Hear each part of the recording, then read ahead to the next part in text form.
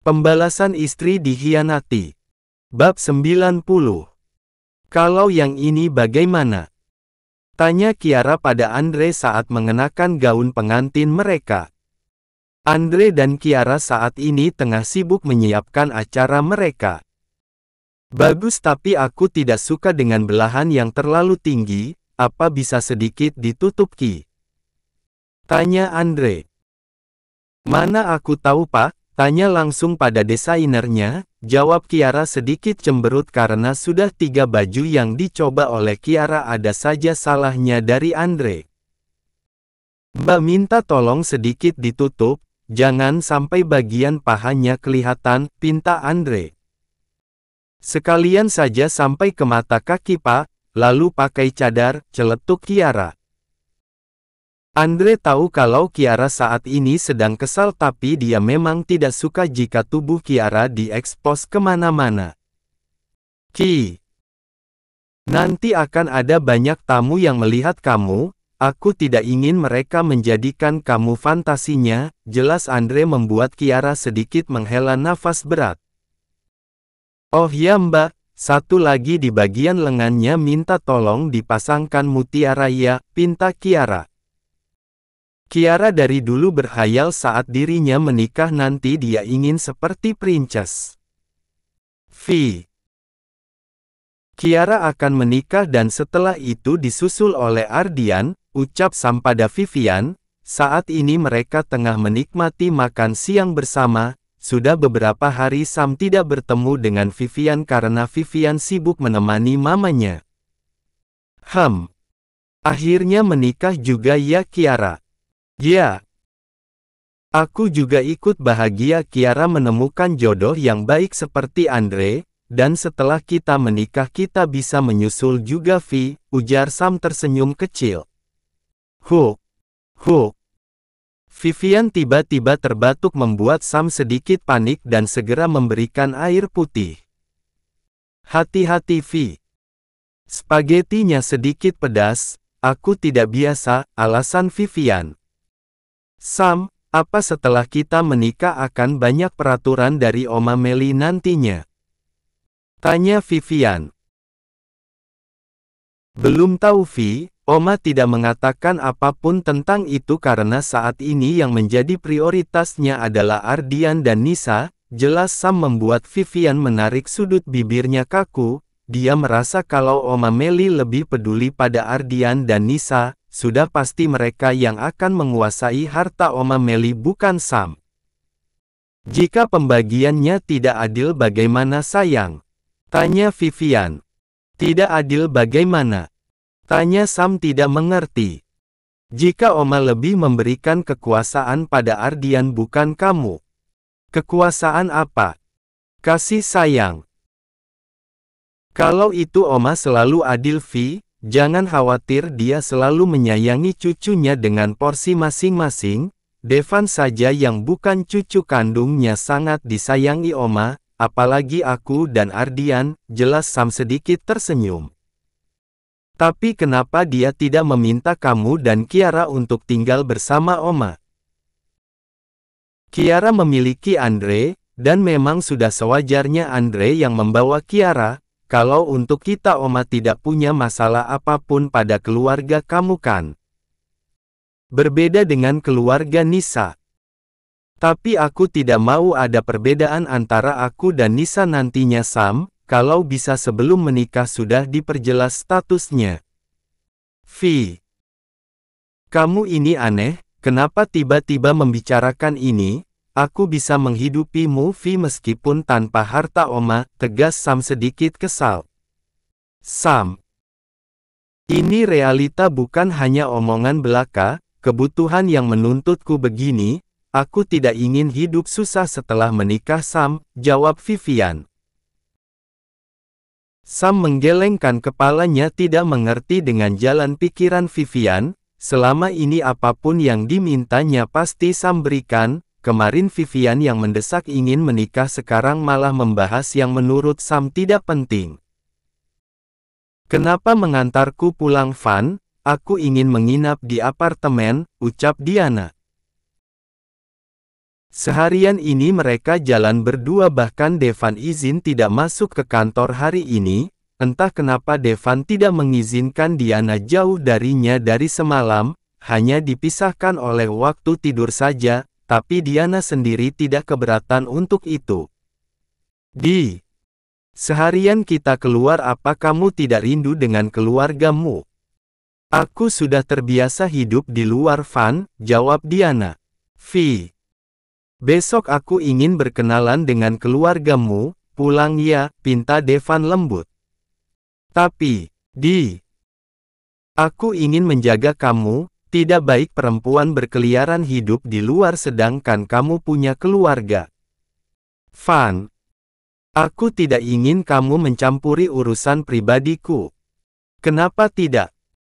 Aku kekasihmu, apapun itu akan aku campuri selagi itu tentang kamu, tegas Devan. Devan segera keluar dari dalam mobil dan membukakan pintu agar Diana bisa keluar. Dia menuntun Diana agar masuk ke dalam rumahnya. Setelah Diana masuk barulah Devan pergi kembali. Devan sedikit tersenyum karena dia bisa membawa Diana pulang. Semalam setelah makan malam dan mengantarkan Diana ke apartemennya, Devan dihubungi oleh Pak Gunawan. Pak Gunawan menanyakan status hubungan mereka dan Devan menjawab apa adanya. Pak Gunawan memberikan restu pada Devan untuk berpacaran dengan Diana dengan satu syarat, Devan harus bisa membawa Diana kembali pulang ke rumahnya. Pak Gunawan menceritakan semua sifat Diana agar Devan tidak menyesal di kemudian hari, tapi Devan justru merasa tertantang dengan permintaan Pak Gunawan untuk membawa Diana lebih baik lagi. Meskipun dia juga mantan playboy, tapi Devan berjanji akan mengubah Diana. Tidak mungkin Vivian berselingkuh, Van, mereka sudah lama berpacaran, ujar Vina tak percaya. Mungkin saja, Bun. Kita tidak pernah tahu hati seseorang, mungkin Vivian ingin mencari yang lebih kaya raya, jawab Devan. Tapi Sam juga cukup kaya, Mama Kirana memiliki segalanya apalagi Oma Meli, Bunda rasa tidak mungkin, kekeh Vina. Bagaimanapun juga harus lebih waspada memilih calon istri, harus dipelajari keluarganya, sahut Satria. Iya Van, Bunda juga setuju kalau itu. Itu yang membuat Bunda sering tidak suka melihatmu berganti-ganti pasangan. Sekarang sudah jelas, Bun, anak Pak Gunawan, potong Satria membuat Devan terkejut dari mana ayahnya bisa tahu secepat itu. Jangan bilang kalau itu juga selirmu, Van, ucap Satria menatap anak lelakinya ini. Kenapa ayah bisa tahu? Pak Gunawan semalam menghubungi ayah, jawab Satria tersenyum kecil. Tapi sedikit tomboy, Bun, celetuk Keila. Kamu kenal Ki? Tanya Vina. Tidak. Bunda ingat Ki pernah bercerita kalau Kak Vivian bertengkar di mall dengan Kak Diana, itu orangnya, jelas Keila membuat Devan menutup mulut adiknya ini. Tukang ngadu. Lepas. Biarin we, balas Keila membuat Vina tersenyum kecil. Van, Bunda hanya ingin yang terbaik untuk kamu. Tenang saja, Bun, Diana baik, jawab Devan cepat. Aku mau yang ini, sepertinya bagus, tunjuk Kiara pada sebuah cincin berlian bermata dua, terlihat simpel tapi berkelas. Langsung dengan kalungnya, Mbak, pinta Andre. Sepasang kekasih ini memang tengah sibuk mempersiapkan segalanya. Kiara ingin terlihat sempurna di hari pernikahan mereka. Untungnya Andre menuruti semua kemauan Kiara. Andre memasangkan kalung dan cincinnya di tubuh Kiara membuat perempuan bertubuh langsing ini terlihat cantik. Kamu suka? Tanya Andre dan diangguki Kiara. Terima kasih Pak, ucap Kiara dan diangguki Andre. Bungkus yang ini ya Mbak, pinta Andre pada pegawai toko. Setelah mencari keperluan mereka, Kiara merasa lapar. mereka mencari restoran cepat saji agar bisa menghemat waktu karena akan menjemput Luna di sekolah. Ki. Setelah menikah nanti jangan panggil aku Bapak Ki, ucap Andre membuat Kiara terbatuk. Huk. Huk. Minum Ki, Andre memberanikan botol air mineral pada Kiara. Maaf Pak. Saya masih canggung, jawab Kiara jujur. Ya. Jika kita menikah kamu memanggil saya Bapak serasa menikahi anak sendiri, canda Andre membuat Kiara tersenyum malu. Lalu dipanggil apa? Kakak boleh. Mas juga boleh, agar terdengar enak. Mas Andre, jawab Kiara pelan dan diangguki Andre setuju. Jika ada yang kamu tidak suka dariku katakan agar tidak ada salah paham dalam rumah tangga kita. Aku tidak ingin ada kegagalan lagi Ki. Selesai makan Kiara pamit pada Andre untuk ke toilet sebentar. Andre melihat kiri kanan matanya tertuju pada perempuan dan lelaki yang baru masuk, sepertinya Andre pernah melihat perempuan itu tapi lupa di mana. Ayo mas, ajak Kiara pelan membuat Andre tersentak kaget. Kenapa? Ekspresimu seperti lihat hantu. Ki. Kamu lihat perempuan yang berjalan ke sudut sana, sepertinya aku pernah lihat dia, ucap Andre pelan. Kiara segera menoleh ke belakang dan melihatnya. Vivian. Kiara mengucek matanya, dia tidak salah lihat kalau Vivian yang sedang berjalan dengan lelaki lain, bahkan lelaki itu menggandeng tangan Vivian. Vivian berselingkuh, ucap Kiara lagi. Andre menarik tangan Kiara untuk keluar karena Kiara hendak mendatangi Vivian. Jangan gegabah sayang, malu banyak orang, bisik Andre membuat Kiara menghela nafas panjang, dia harus katakan ini pada Sam agar Sam tahu apa yang dilakukan Vivian di luar sana.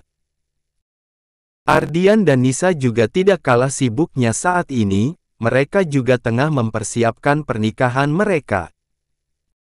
Berbeda dengan Kiara, Ardian menyerahkan semuanya pada Nur yang mengatur semua keperluan Nisa dan Ardian. Nanti Momi minta kita datang ke butik sayang untuk fitting baju. Setelah aku menyiapkan berkas ini ya, ucap Nisa. Jangan terlalu lelah, nanti saat acara pernikahan kita kamu malah tumbang, ingat Ardian. Aku harus menyelesaikan proyek kita karena setelah pernikahan Kiara kamu dan aku mulai cuti kasihan Pak Rendra kewalahan jika terlalu banyak pekerjaan, jelas Nisa. Papa bisa mencari pengganti sementara sayang. Tapi tetap akan menggangguku karena sudah pasti banyak yang mereka tanyakan. Ardian tampak berpikir sejenak benar yang dikatakan Nisa. Jika belum selesai sudah pasti akan mengganggu acara bulan madu mereka. Sam dan Vivian kapan menyusul? Tanya Nisa. Sam tidak ada mengatakan apapun, mungkin setelah kita. Aku kasihan melihat Sam, dia terlalu bodoh mencintai Vivian yang jelas-jelas selalu merepotkannya, ujar Ardian. Tidak boleh menghakimi hubungan orang lain belum tentu Sam suka dengan hubungan kita, jawab Nisa tanpa mengalihkan pandangannya dari laptop. Kenapa tidak suka? Sam tidak punya alasan untuk itu. Pemikiran orang lain berbeda, kita melihat Sam yang selalu cuek tapi di balik itu semua dia juga memiliki rasa iri atau bisa benci, kita tidak bisa menilainya bukan? Jelas Nisa dan diangguki Ardian. Tapi Ardian memang sudah lama tak menyukai Vivian karena menurutnya Vivian hanya perempuan manja yang bisa memoroti Sam saja. Berita pernikahan Andre dan Kiara kini sudah menyebar di kantor mereka karena Kiara dan Andre sudah tidak sungkan lagi berjalan berdua bahkan saat ada Luna merasa seperti keluarga harmonis. Mas, titip Luna dulu, aku ke toilet sebentar. Kalian langsung ke atas saja, ujar Kiara pada Andre. Di ruangan saja Ki. Udah kebelet mas, jawab Kiara segera berjalan ke toilet khusus karyawan. Jika sedang di lantai bawah Kiara juga sering menggunakan toilet ini karena dia seorang karyawan juga. Ayo Un, nanti mama bisa naik ke atas sendiri, ajak Andre pada Luna. Enak ya Kiara modal jadi sekretaris saja sebentar lagi jadi istri bos, ucap salah satu karyawan. Padahal dia sudah tua ya, kok bisa Pak Andre malah milih Kiara? Ujar karyawan lainnya. Kalau tahu anaknya Pak Andre itu butuh ibu pasti gue sayang-sayang dulu dia. Palingan itu menjelang dapat ayahnya, kalau udah nikah Kiara juga bakalan kejam sama Luna. Yang dulunya jadi babu malah jadi ratu ya, jawab karyawan lainnya, tanpa mereka ketahui kalau Kiara ada di dalam toilet membuat Kiara mengepalkan tangannya. Pantas saja barang-barang yang dipakai Kiara branded semua secara dia simpanannya Pak Andre, kalau tahu begitu gue duluan yang ngangkang di depan Pak Andre. Hahaha. Kira-kira Kiara masih kerja nggak ya kalau udah nikah? Mungkin di rumah aja jaga anak tirinya. Kalau gue jadi Kiara ya mendingan di rumah aja, ongkang-ongkang kaki. Duit ngalir ngapain harus kerja, nikmati hiduplah secara selama ini udah hidup susah, nggak mungkin lagi kan kerja. Kiara menghela nafas panjang, ternyata pikiran orang seburuk itu tentang dirinya selama ini, padahal semua yang dia pakai pemberian mamanya bukan dari hasil bekerja di tempat Andre. Sampai saat ini pun Kiara tidak pernah mendapatkan hadiah apapun dari Andre karena hubungan mereka hanya sebatas bos dan atasan saja. Kiara segera keluar dan menghentak sepatunya membuat para karyawan lain terdiam. Mereka gugup karena tidak biasanya Kiara ada di toilet karyawan secara dia sudah akan menjadi nyonya di kantor ini. Ini kantor bukan tempat gosip. Kalau nggak mau lagi kerja bisa buat surat pengunduran diri sebelum saya yang meminta kalian keluar, ucap Kiara sinis membuat yang lainnya ketakutan.